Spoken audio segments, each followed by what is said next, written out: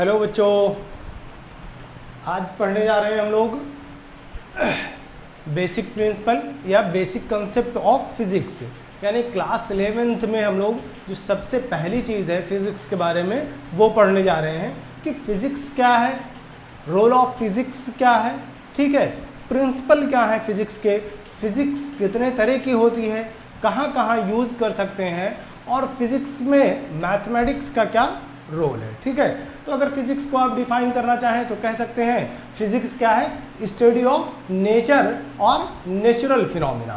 ठीक है, तो फिजिक्स क्या है, फिजिक्स की अगर बात करें कि व्हाट इज फिजिक्स, तो आप कह सकते हैं कि स्टडी ऑफ नेचर, दो चीजें होंगी इसमें, स्टडी ऑफ नेचर या फिर स्टडी ऑफ नेचुरल फिनोमिना। अब देखो, जैसे हम लोग कह सकते हैं कि जो अर्थ है that is revolving around the sun. ठीक है, अर्थ क्या कर रहा है, सन के अराउंड रिवॉल्व कर रहा है, ये तो नेचुरल फिनोमिना हो गया। लेकिन मैं क्या काम करूं, मैंने इसको मूव कराना ऐसे ऐसे ऐसे स्टार्ट कर दिया, so whether it is natural phenomena? नहीं, ये नेचुरल फिनोमिना नहीं है, it can be indirectly A cause of the natural phenomena. ठीक है, तो मोशन किसी भी तरीके का या जो भी नेचर की स्टडी होगी ये नेचुरल फिनोमिना की स्टडी होगी, डायरेक्टली या इनडायरेक्टली, वो सारी की सारी चीजें क्या कहलाएंगी, फिजिक्स कहलाएंगी। ठीक है, तो स्टडी ऑफ नेचर क्या कहलाएगा हमारे लिए, फिजिक्स कहलाएगा। अब फिजिक्स को डिफाइन तो आप कर ही नहीं सकते हैं क्योंकि दुनिया की जितनी भी चीज़ें, जितनी भी वाइड ग्रुप में चीज़ें हो रही हैं, ठीक है, वो सब का सब क्या है, फिजिक्स है। फॉर एन एग्जांपल, जो मैं अभी बोल रहा हूँ दैट इज ऑल्सो फिजिक्स। ठीक है, सूरज सुबह निकलता है, ठीक है, तो क्या होती है, रोशनी होती है, यानी कि जो लाइट है वो क्या है, फिजिक्स है। ठीक है, जो डार्कनेस है वो क्या है, फिजिक्स है। अगर आप एसी में बैठे हैं तो वो क्या है, ठीक है, यानी कि कूलिंग जो है वो क्या है, फिजिक्स है। ठीक है, फैन मूव कर रहा है, क्या है, फिजिक्स है। तो कहाँ तक आप फिजिक्स को डिफाइन करेंगे, तो फिजिक्स क्या है, जो भी चीज़ें हो रही हैं, जो भी नेचुरल कॉज है डायरेक्टली या इनडायरेक्टली, वो सब की सब सारी चीज़ें क्या कहलाएंगी, फिजिक्स कहलाएंगी। ठीक है, तो बहुत ज़्यादा डीप में हम लोग नहीं जाएंगे यहाँ पर, बट देखो जो क्लास 11th में है, जो क्लास 11th में है, हम लोग बेसिकली दो चीज़ें क्लास 11th में डिस्कस करेंगे। ठीक है, तो क्लास 11th में जो फिजिक्स हम लोग डिस्कस करने वाले हैं वो कौन कौन सी चीज़ है, क्लास 11th की जो फिजिक्स है वो है मैकेनिक्स, क्लास 11th फिजिक्स। ठीक है, तो एक क्या है, मैकेनिक्स है, दूसरी क्या है, थर्मोडायनेमिक्स है, थर्मोडायनेमिक्स है। इसके अलावा जब हम लोग क्लास 12th में पहुंचेंगे तो क्लास 12th में हम लोग कई और सारी चीज़ें पढ़ेंगे। ठीक है, वहाँ पर ऑप्टिक्स के बारे में पढ़ेंगे, वहाँ पर हम लोग पढ़ेंगे मॉडर्न फिजिक्स के बारे में। बट अगर हम लोग इसके अलावा और चीज़ों की बात करें तो जो फिजिक्स है, ऐसा नहीं है कि फिजिक्स सिर्फ एक ही पार्ट में है, फिजिक्स को भी दो पार्ट में डिवाइड किया गया है। हालांकि एक और नई फिजिक्स आ रही है बट उसके बारे में डिस्कस करने का कोई मतलब नहीं बनता है फिलहाल। तो हम लोग बात कर रहे हैं कि फिजिक्स को दो पार्ट में डिवाइड किया गया। पहली फिजिक्स जो कहलाई वो कौन सी फिजिक्स है, मैक्रोस्कोपिक फिजिक्स, मैक्रोस्कोपिक फिजिक्स, और दूसरा जो है वो क्या है, माइक्रोस्कोपिक फिजिक्स। तो आप सोच सकते हैं कि पहले कौन सी फिजिक्स आई होगी और बाद में कौन सी फिजिक्स आई होगी। मैक्रो, एक मिनट, मैक्रो, मैक्रो किसको कहते हैं, बड़े को कहते हैं, माइक्रो मतलब छोटा। तो पहले जो आया, इट इज ऑब्वियस, हमने पहले क्या स्टडी किया, मैक्रो फिजिक्स। ठीक है, मैक्रो फिजिक्स का मतलब क्या हो गया, क्या क्या चीज़ें हम लोगों ने पढ़ा, जैसे ग्रेविटी के बारे में पढ़ा, ठीक है, बहुत सारे law of conservation of energy के बारे में पढ़ा। ठीक है, इसके अलावा हम लोगों ने क्या पढ़ा, रिवॉल्विंग ऑफ अर्थ पढ़ा, ठीक है, रिवॉल्विंग ऑफ मून पढ़ा या रिवॉल्विंग ऑफ एनी प्लैनेट पढ़ा, ठीक, तो केपलर्स के लॉज जो थे वो सारी की सारी चीजें क्या थी, या लॉ ऑफ थर्मोडायनेमिक्स जो था, ये सब का सब किस पर बेस्ड था, मैक्रोस्कोपिक फिजिक्स, ठीक है। लेकिन बाद में क्या हुआ कि मैक्रोस्कोपिक फिजिक्स, जिसको हम लोग कह सकते हैं कि फिजिक्स में ये क्या कहलाता है, क्लासिकल फिजिक्स कहलाता है। क्या कहलाता है, क्लासिकल फिजिक्स कहलाता है, ठीक। बट क्लासिकल फिजिक्स के साथ बहुत बड़े मेजर प्रॉब्लम्स भी थे, ऐसा नहीं हुआ। एट दैट टाइम ये जो कह दिया गया, ठीक है, कि क्लासिकल फिजिक्स क्या है, बिल्कुल सही है, यानी मैक्रोस्कोपिक स्टडी जो थी फिजिक्स की वो उस टाइम पे क्या कहा गया, सही है। फॉर एन एग्जाम्पल मैं आपको देता हूं, जैसे न्यूटन ने सबसे पहले लाइट के बारे में क्या कहा कि ये पार्टिकल नेचर का है। न्यूटन ने सबसे पहले लाइट के बारे में क्या कहा, ये पार्टिकल नेचर का है। लेकिन बाद में ये पता चला कि लाइट पार्टिकल नेचर नहीं है, तो बाद में क्या कहा गया, ये वेव नेचर है। फिर उसके बाद आइंस्टीन आए, उन्होंने क्या दिया, फोटो इलेक्ट्रिक इफेक्ट दिया। उसके बिहाफ पर क्या कहा गया कि जो लाइट है वो पार्टिकल और वेव नेचर दोनों है। लेकिन पहले जो का बताया गया वो क्या बताया गया आपको फिजिक्स में, फिजिक्स में ये बताया गया सबसे पहले कि लाइट जो है पार्टिकल नेचर का है। तो पार्टिकल नेचर किसके बिहाफ पर एक्सप्लेन किया गया, क्लासिकल फिजिक्स के बिहाफ पर एक्सप्लेन किया गया। तो क्लासिकल फिजिक्स जो थी वो कई बार फेल हो गई, ठीक है। लेकिन फेल होने के पीछे रीज़न क्या था कि हम लोग उसमें बहुत सारे छोटे छोटे चीज़ों को डिस्कस नहीं किया था। उसको क्या काम किया था कि उस टाइम पे हम लोग उस छोटी छोटी चीज़ों को स्टडी नहीं कर पाए। तो जो उनके कॉज थे, जो उनकी प्रॉपर्टीज़ थी, उसके बारे में भी हम लोग डिस्कस नहीं कर पाए। Due to that classical physics में बहुत सारे फेलियर्स मिले, ठीक। फिर उसके बाद जब हम लोग आगे बढ़ते गए, फिजिक्स में स्टडी करते गए, ठीक, तो हमने एक नई फिजिक्स की खोज की जो क्या कहलाई, माइक्रोस्कोपिक फिजिक्स। ये फिजिक्स आपकी कहलाती है मॉडर्न फिजिक्स। क्या कहलाती है, मॉडर्न फिजिक्स, ठीक है। इस मॉडर्न फिजिक्स को हम लोग कह सकते हैं कि this is also known as quantum physics, ठीक। ये और क्या कहलाती है, क्वांटम फिजिक्स। लेकिन क्वांटम फिजिक्स जो है मॉडर्न फिजिक्स का एक पार्ट है, ये पूरी की पूरी फिजिक्स नहीं है। तो देखो बच्चों, यहां पर क्या हुआ कि हम लोगों ने कहा जो मॉडर्न फिजिक्स है इसमें स्टडी क्या करते हैं हम लोग, इसमें स्टडी करेंगे इलेक्ट्रॉन के बारे में, ठीक है, यानी एटम्स मॉलिक्यूल्स के बारे में।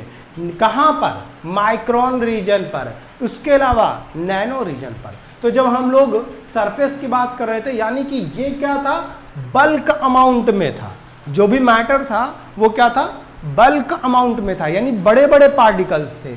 उन बड़े बड़े पार्टिकल्स को हम लोग छोड़ते गए, तोड़ते गए, बहुत छोटा बना दिया। तो यहाँ पर जो हो गया वो कहाँ पर आ गया, एकदम माइक्रोन रीजन में कह सकते हैं आप आ गया, बहुत छोटा पार्टिकल हो गया। तो इलेक्ट्रॉन की स्टडी या बहुत छोटे पार्टिकल की स्टडी, एटम मॉलिक्यूल्स की स्टडी क्या कहलाएगी हमारे लिए, मॉडर्न फिजिक्स कहलाएगी। तो देखो यहाँ पर क्या होता है कि जब भी हम फिजिक्स में क्या करते हैं कि बल्क से छोटे में जाते हैं तो उसकी chemical as well as physical properties change हो जाती हैं। तो जब केमिकल और फिजिकल प्रॉपर्टीज दोनों चेंज हो गई तो इट इज ऑब्वियस कि लॉज भी चेंज हो गए, ठीक है। तो इसलिए क्या हुआ कि मॉडर्न फिजिक्स के लॉज जो है क्लासिकल फिजिक्स के लॉज से अलग है। अब अलग कैसे हैं, जैसे आपने क्या कहा कि जो भी आपका अर्थ है वो क्या करता है, रिवॉल्व करता है अराउंड द सन। अब वो हमेशा रिवॉल्व करता रहेगा, क्लासिकल फिजिक्स कहती है, ठीक है। लेकिन यहाँ पर जब हम रीजन में आए, इलेक्ट्रॉन के बारे में आए, तो हमने कहा मोशन ऑफ द इलेक्ट्रॉन और motion of the free electrons is not fixed, वो रैंडम मोशन है, किसी भी डायरेक्शन में जा सकते हैं, ठीक है। इसके अलावा हमने कहा कि जो इलेक्ट्रॉन है वो क्या करता है, न्यूक्लियस के अराउंड रिवॉल्व करता है, बहुत सारी चीजें हैं, ठीक। तो खैर यहां पर मेरा मतलब ये था कि जो माइक्रोस्कोपिक फिजिक्स है, जो माइक्रोस्कोपिक फिजिक्स है या जो क्लासिकल फिजिक्स है, वो क्या है, कई बार आपको जो भी चीजें देगी गलत प्रिडिक्ट करके भी दे सकती है, ठीक है।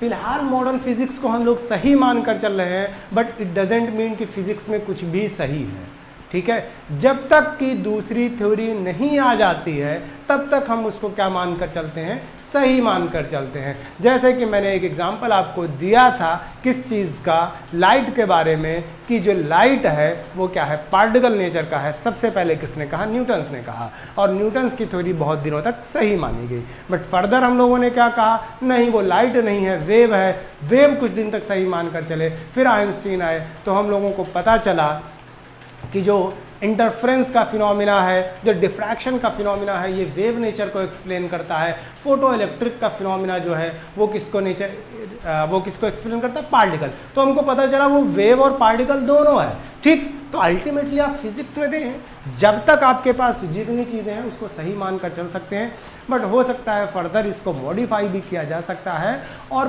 पूरी फिजिक्स यानी क्लासिकल फिजिक्स और क्वांटम फिजिक्स दोनों को मर्ज किया जा सकता है। तो अभी तक हम लोग क्या कह सकते हैं, क्लासिकल फिजिक्स के लॉज मॉडर्न फिजिक्स में अप्लाई नहीं होते हैं, ठीक है। सारे लॉज की बात नहीं कर रहा हूं, बहुत सारे लॉज मॉडर्न फिजिक्स में अप्लाई भी होते हैं, बट ज़्यादातर क्लासिकल फिजिक्स के लॉज मॉडर्न फिजिक्स में अप्लाई नहीं होते। बट हो सकता है कि नेक्स्ट फ्यूचर में हम लोगों को स्ट्रिंग थ्योरी मिल जाए जो कि क्या कहे कि दुनिया में जितने भी लॉज हैं वो सब के सब को मर्ज करके एक लॉ बना दिया जाए और वो हो जाए हमारे लिए यूनिफिकेशन, ठीक है।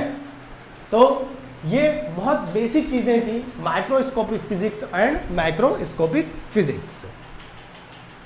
तो ये दो फिजिक्स थे।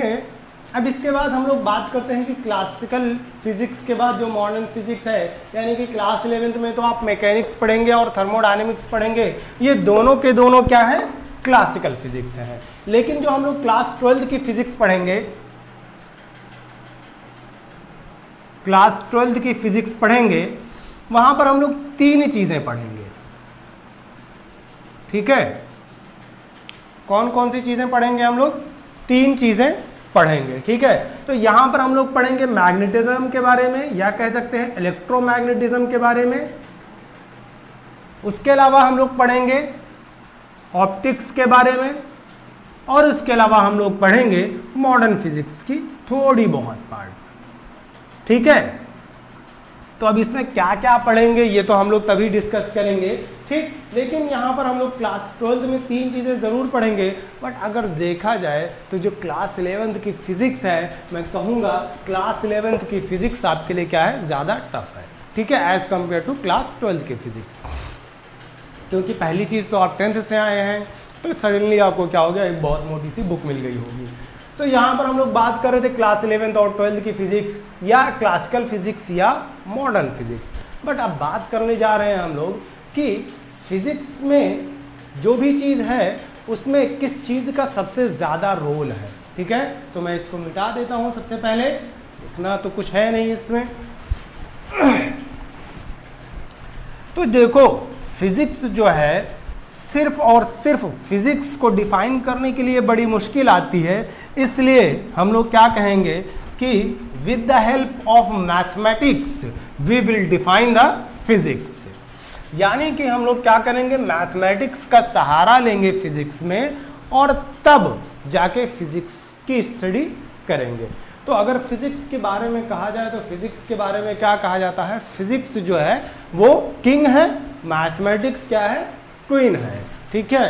तो केमिस्ट्री के बारे में मैं कोई डिस्कशन नहीं करूंगा। तो मैंने कहा कि फिजिक्स क्या है, किंग है, मैथमेटिक्स क्या है, क्वीन है। इसका मतलब ये हो गया कि किंग कहीं ना कहीं क्वीन पर क्या है, डिपेंडेंट है। तो जो मैथमेटिक्स है फिजिक्स के लिए क्या है, लैंग्वेज है। तो देखो यहां पर मैं क्या कहने जा रहा हूं, मैथमेटिक्स जो है, मैथमेटिक्स क्या है?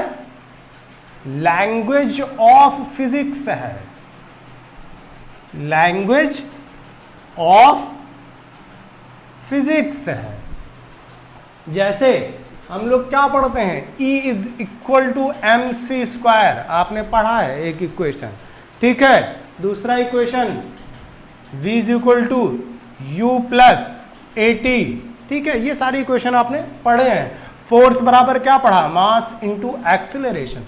तो ये टर्म क्या है, मैथमेटिकल टर्म्स है। E बराबर एम सी स्क्वायर क्या है, mathematical terms. V is equal to U plus A T is a mathematical term.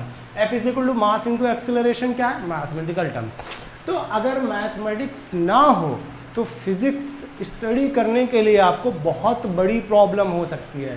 कैसे? जैसे इसको क्या लिखना पड़ेगा हमको, फोर्स विल बी, लैंग्वेज में लिखना पड़ेगा आपको ये सारी चीजें, force will be equal to the product of the mass into acceleration. तो इस F बराबर ma के लिए आपको कितना लिखना पड़ा, force is equal to product of the mass into acceleration. तो मैथमेटिक्स क्या कर रही है फिजिक्स में कि फिजिक्स को कहीं ना कहीं कॉम्प्लिकेट होने से बचा रही है। तो मैथमेटिक्स जो है हमारे लिए क्या है, लैंग्वेज ऑफ फिजिक्स है। लेकिन जब आप फिजिक्स की बात करेंगे तो फिजिक्स में कुछ ना कुछ मैथमेटिक्स का जानना बहुत ही ज़्यादा ज़रूरी हो जाता है। मतलब आप उन चीज़ों के बिना फिजिक्स को कभी सॉल्व कर ही नहीं सकते हैं, ठीक। तो देखो यहाँ पर मैं बहुत ब्रॉड में वो सारे मैथमेटिकल टूल्स नहीं पढ़ाऊंगा आपको, लेकिन हाँ कुछ चीज़ें इतना पढ़ा सकता हूँ कि जो भी चीज़ें हैं वो आपके बाद में काम आ सके। तो देखो यहाँ पर क्लास 11th में हम लोग सिर्फ और सिर्फ अभी जो पढ़ेंगे, दो चीज़ें पढ़ेंगे मैथमेटिकल टूल्स में, एक है डिफ्रेंशिएशन, दूसरा है इंटीग्रेशन, ठीक है। तो अगर आपको डिफ्रेंशिएशन नहीं आता है या इंटीग्रेशन नहीं आता है तो आप मैथमेटिक्स में सॉल्व नहीं कर, फिजिक्स में आप चीज़ें सॉल्व नहीं कर पाएंगे। तो यहाँ पर हम लोग आज बात करने वाले हैं दो टूल्स की, ठीक है, मैथमेटिकल टूल्स जो हैं किसमें, फिजिक्स में, इन फिजिक्स। तो हम लोग दो टूल्स की बात करेंगे। एक टूल जो है वो क्या है, डिफरेंशिएशन है, दूसरा टूल क्या है, इंटीग्रेशन है। दूसरा टूल क्या है, इंटीग्रेशन है। देखो डिफरेंशिएशन और इंटीग्रेशन जो है वो जितने भी लोग हैं मैथ से, ठीक, वो सब के सब लोग डिफरेंशिएशन और इंटीग्रेशन पढ़ेंगे। लेकिन जो बायो ग्रुप के लोग हैं वो ये सारी चीज़ें नहीं पढ़ेंगे। तो देखो डिफरेंशिएशन और इंटीग्रेशन के बिना फिजिक्स आपको आ ही नहीं सकती है। जैसे ही हम लोग तीसरे चैप्टर में पहुंचेंगे, काइनेमेटिक्स में पहुंचेंगे, यानी कह लीजिए आपकी होल मैकेनिक्स बिना डिफरेंशिएशन के आप सॉल्व नहीं कर पाएंगे, ठीक है। तो मतलब ये हो गया कि डिफरेंशिएशन आपके लिए आना बहुत ही ज़रूरी है। उसके बाद फर्दर जैसे हम लोग आगे बढ़ेंगे हम लोगों को किसकी ज़रूरत पड़ेगी, इंटीग्रेशन की पड़ेगी। और पूरा का पूरा 12th का सिलेबस जो है इंटीग्रेशन पर ही बेस्ड रहेगा, यानी कि हर एक इक्वेशन में कहीं ना कहीं आपको डिफरेंशिएशन करना पड़ेगा, कहीं ना कहीं इंटीग्रेशन करना पड़ेगा। तो डिफरेंशिएशन और इंटीग्रेशन आपके लिए आना बहुत ज़रूरी है। तो सबसे पहले हम लोग जो पढ़ेंगे वो क्या पढ़ेंगे, व्हाट इज डिफरेंशिएशन, और किस चीज़ का डिफरेंशिएशन कैसा होता है, डिफरेंशिएशन का मतलब क्या होता है, और ये कहाँ से आया, इसकी क्या ज़रूरत पड़ी, ठीक है। तो देखो सबसे पहले मैं एक ग्राफ बनाता हूँ।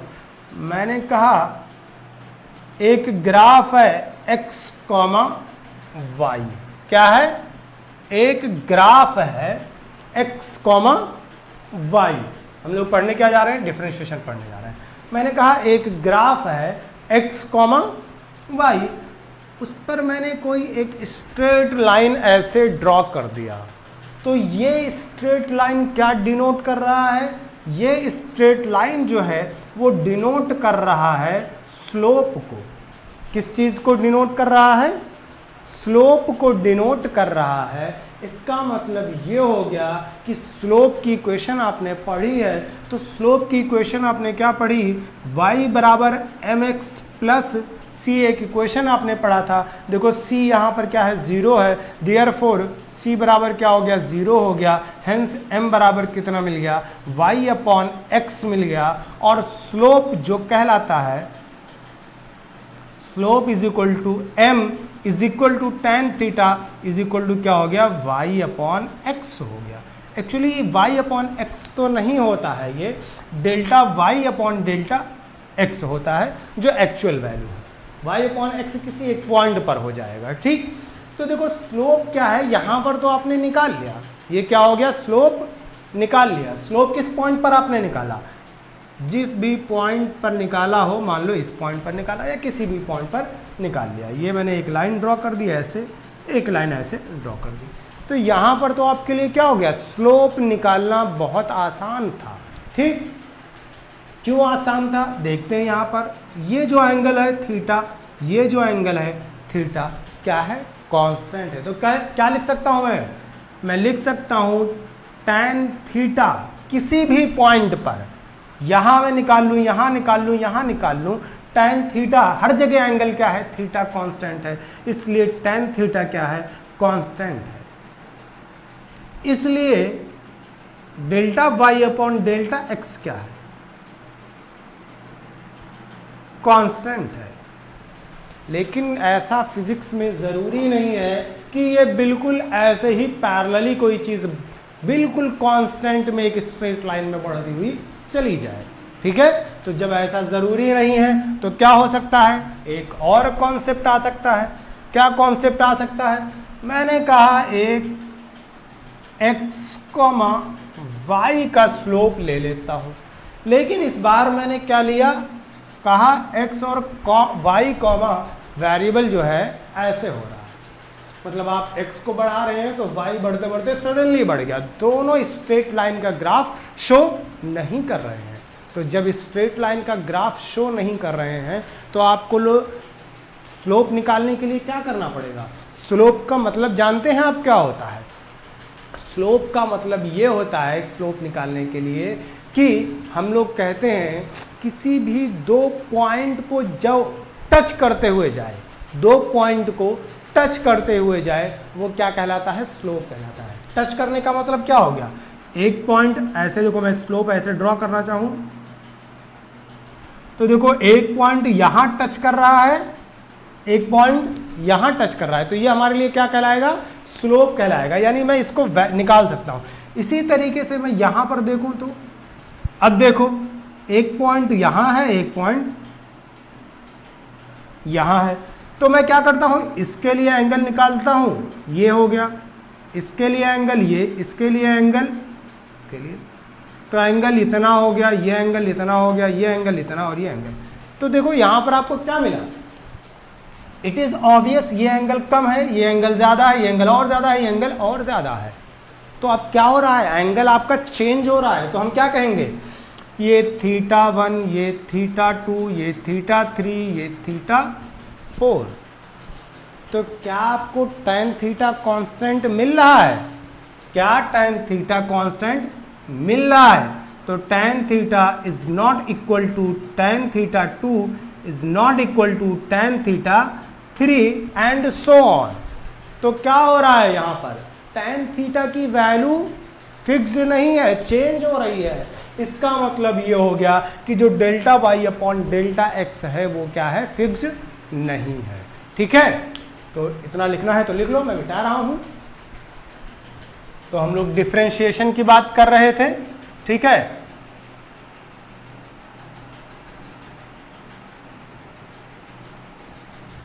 तो देखो मैंने क्या किया था, दो स्लोप ड्रॉ किया था,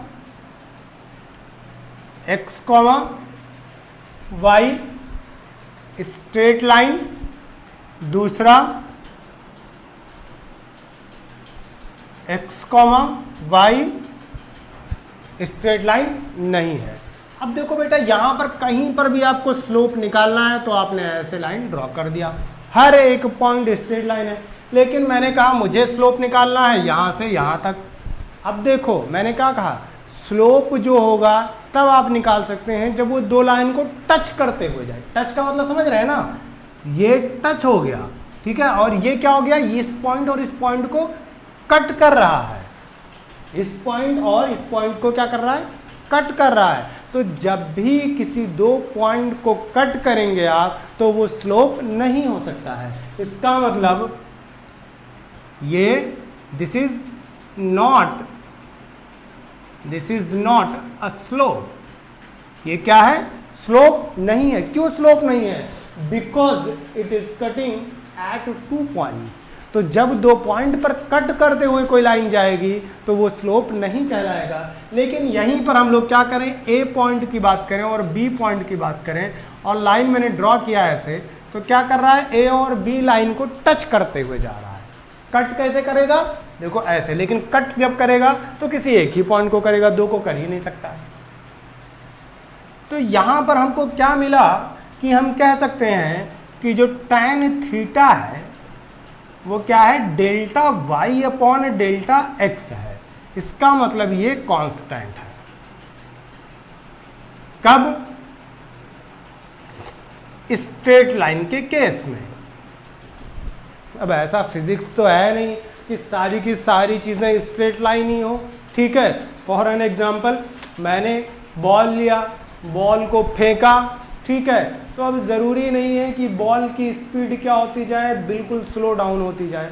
हो सकता है मैंने बॉल को, क्रेजी बॉल या कुछ भी लिया, ठीक है, तो मैंने बॉल को लिया, बॉल फेंका, किसी ने उसको दोबारा से हिट कर दिया, तो क्या हो गया, उसका एक्सेलरेशन और इंक्रीज हो गया। तो पहले ऐसे जा रहा था, फिर बढ़ के ऐसे सडनली हो गया, ठीक।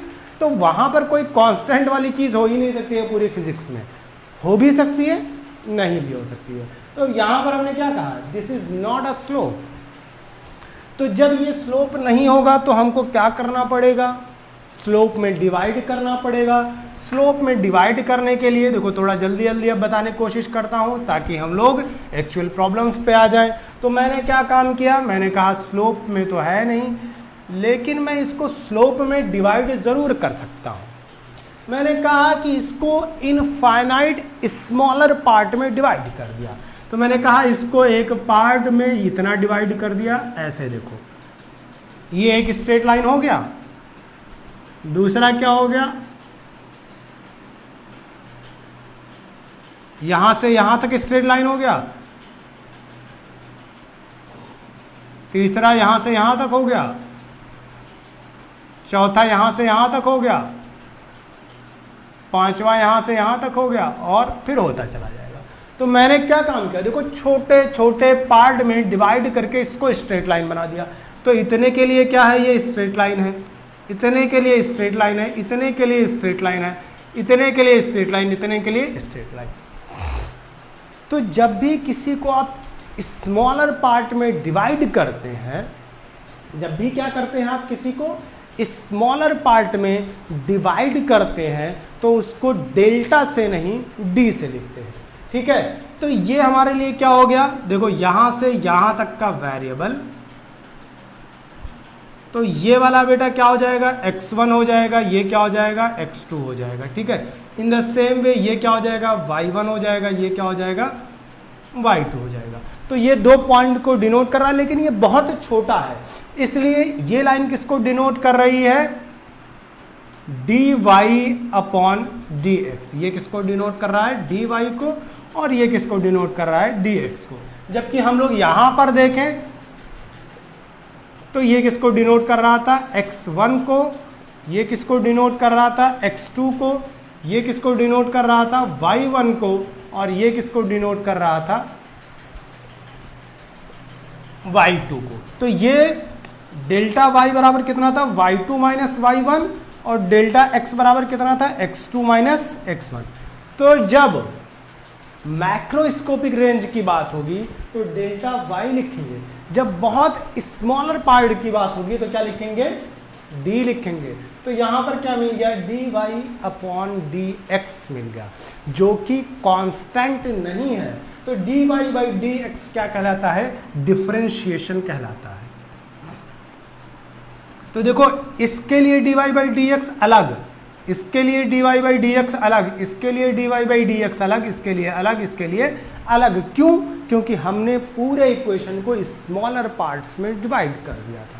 तो ये क्या कहलाता है? ये कहलाता है डिफरेंशिएशन। ये क्या कहलाता है? डिफरेंशिएशन। ठीक, लेकिन इस डिफरेंशिएशन को हम लोग क्या कहते हैं?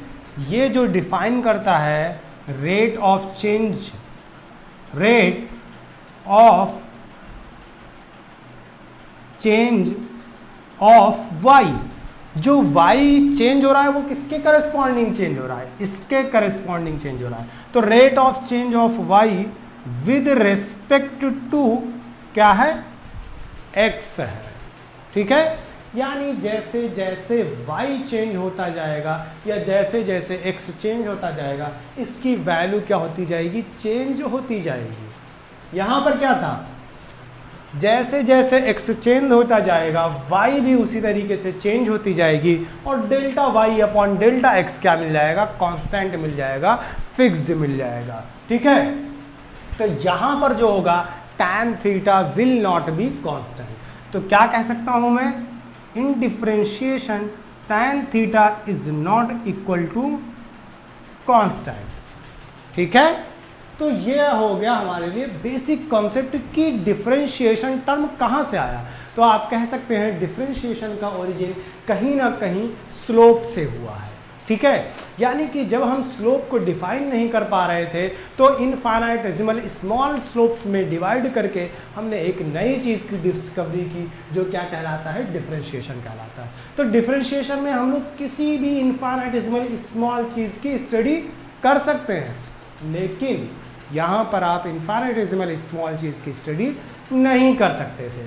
अब बात करते हैं मैथमेटिकल टूल्स में डिफरेंशिएशन कैसे और क्या होता है। ठीक है, तो कुछ एग्जांपल लेते हैं। dy बाई डी एक्स की वैल्यू यानी y लेते हैं तो क्या हो जाएगा, पूरे इक्वेशन को सॉल्व करने की कोशिश करते हैं। तो आज के लिए बच्चों इतना ही रखते हैं क्योंकि लेक्चर लेंदी हो रहा है। तो नेक्स्ट लेक्चर में हम लोग डिस्कस करेंगे कि डिफरेंशिएशन ऑफ किसी भी चीज का यानी साइन x का, कॉस x का, सेक x का, टैन x का क्या क्या होता है। तो लेक्चर बहुत ज़्यादा लेंदी हो जाएगा, इसलिए उसको पार्ट 2 में मैं अपलोड करूंगा।